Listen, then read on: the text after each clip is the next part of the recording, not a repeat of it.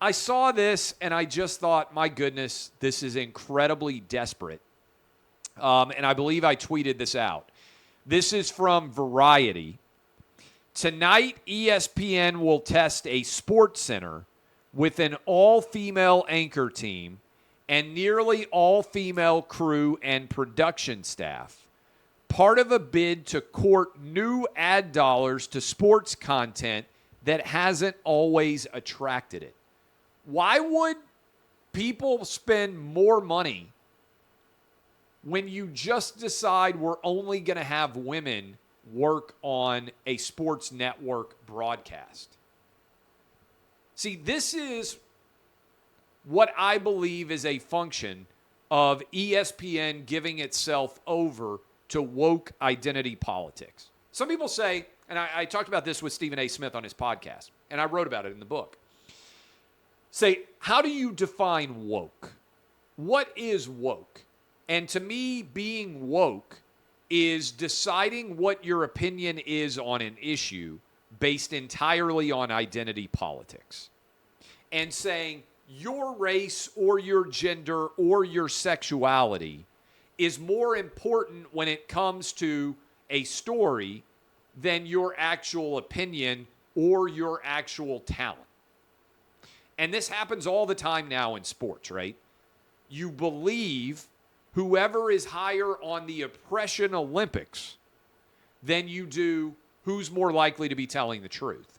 And this is giving over all of ESPN to identity politics. They're not saying, hey, we are picking the most talented people in all of ESPN for these jobs, and they happen to be women.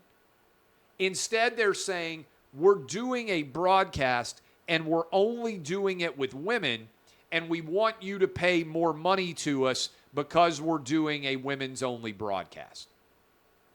Why? Why does it matter who's doing the broadcast? And why is it, if the people are better and they're men, why not just have the men do it? This feels desperate, and it's like ESPN is doing everything they can to attempt to grab relevance, when the reality is most people just want the most talent. I mean, all that sports is defined by is the best man or the best woman wins. Putting on sports and defining it entirely by the identity of the people who do it represents a full fruition of identity politics, which is the antithesis of sports. Because sports we don't care. And I'll use as an example.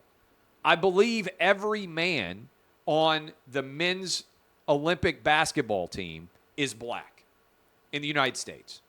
That means there are 12 players, they're black, all of them. Well, if all I cared about was identity politics, that's not a very representative reflection of American life. It is the case that the meritocracy dictates that all 12 players would be black. But it is not the case that that reflects who actually plays basketball in America. And if you wanted the men's basketball team to perfectly reflect the overall makeup of America, you'd have to fire a bunch of black dudes. You'd have to fire a bunch of black guys and replace them with white, Asian, and Hispanic men who are not as good as the black guys. Well, that's the antithesis of competition, and it's the antithesis of the meritocracy. But it's a full triumph of identity politics and of diversity and inclusion. So this is ESPN giving itself over to the antithesis of sports itself, to the antithesis of the meritocracy, and elevating people based entirely on their identity and not their talent, which represents everything, in my opinion, that is wrong with American life today. I believe in the meritocracy, best man, best woman, gay, straight, white, black, Asian, Hispanic, whoever it might be. That is who should triumph in America.